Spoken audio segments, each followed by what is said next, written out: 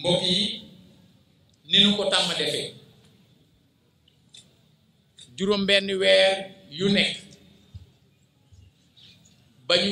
ñu tegee fii ba tey danañu ñëw jàkkaarloo ak yéen ngir danoo gëm ne lii nu téye ni du luñ moom luñ ñu dénk lii la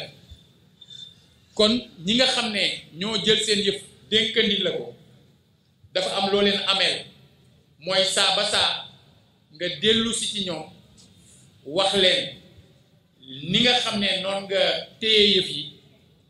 seet la cay jafe-jafe nga wax leen ko ñoom ñu jël kàddu wax la leen ca neex wax la leen ca neexul waaye suñu amee ay xalaat yu ñu leen mën a yabee ñu yabee leen ko ngir yeneen juróom benn weer ya ca topp ngeen xam ne la ngeen di dem da ngeen koy def wéer ko ci tegtal yoo xam ne mi ngi jóge ci askan wi nga xam ne moom yëfam te day ko def ñun loolu mooy suñu gis-gis ci démocratie loola ña nga ko tàmbali woon ci bi ñu defee téeméeri fan ci mairie ña nga ko tàmbali woon ci 30 octobre 2014 tey mooy doon juróom-ñeenteelu yoon bu ñu suñu borom may kàttanu ñu di ko def ñu ciy sant yàlla bu baax a baax ndax ñun ñi bis bi ñuy dénk ni mairie bi ñun ñoo taxaw ne lii nu nu takkal muy li ñuy wax écharpe ñu ne tuddewuñ ko médaille tuddewuñ ko ndombataan tuddewuñ ko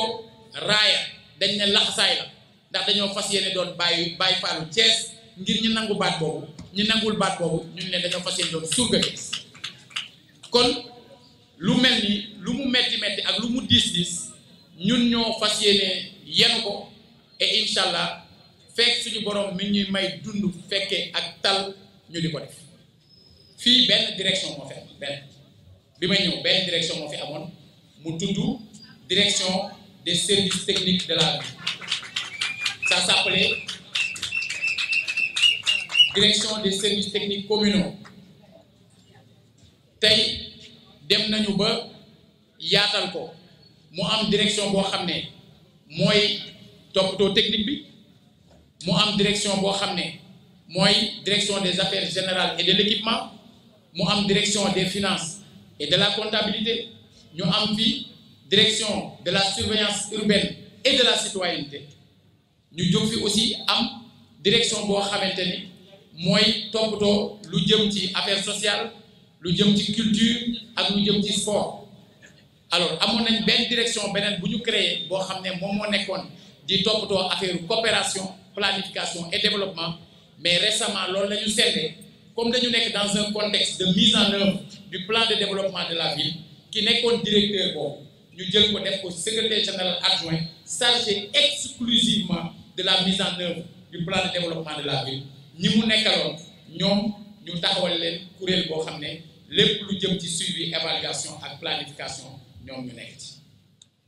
dem nañu ba tey archives yi numérisé nañ leen voilà ba 1886 archives yi numérisé nañ leen ba 1886 ngir bëgg ab Thiessois dootul jóg di ñëw fii di toppatoo kayit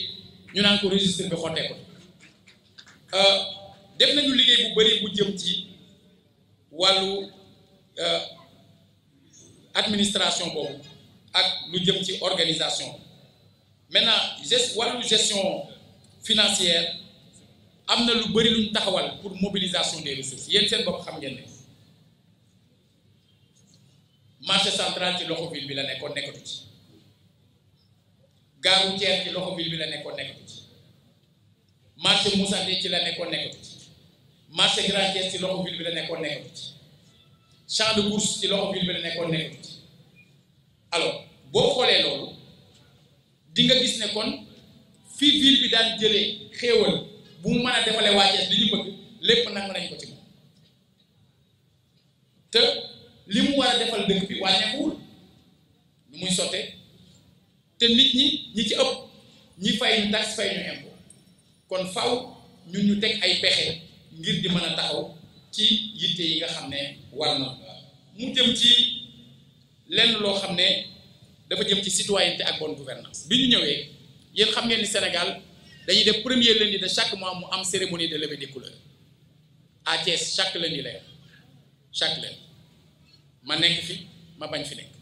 chaque lundi day am cérémonie de levée des couleurs au début ba ma koy def dama caa jublu woon tamit lundi bu jot ñu daje ak les différents maires des communes ak adjoints yi ngir ñu waxtaanee liñ bokk mooy dëkk bi bon yàggul dara loola yàqu c'est dommage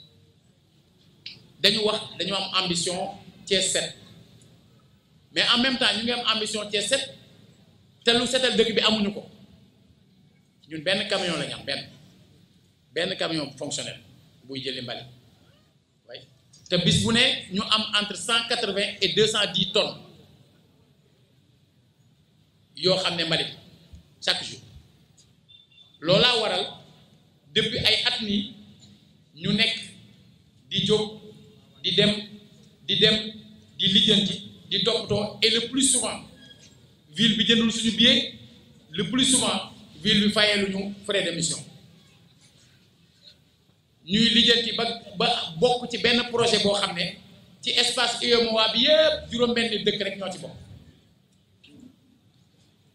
Sénégal Thiès rek moo ci bokk mu doon benn projet bu am solo boo xam ne 92 millions de dollars la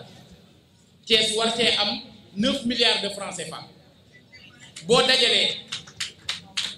soo dajalee l'ensemble des budgets yi Thiès am depuis bi ma nekkee maire ba tey boo ko dajalee matul 9 milliards ci suñu tukki yooyu indil nañu Thiès 9 milliards compté wu ma 200 millions yi allemand yi joxe compté wu ma yeneen compté wu ma li ñu waa Chine defal muy les 2 espaces sportifs yi nekk ci avenue Caen compté wu ma yenn appui yoo xam ne ay nit ñoo ciy jot te ña ca jot ñoom ñooy xam ne ñoom jot nañ ci alors kon je pense que su fekkee ne concentré wu nañu ci essentiel bi dinañu mën a arriver à cette forte ambition que nous avons de rendre Thiès propre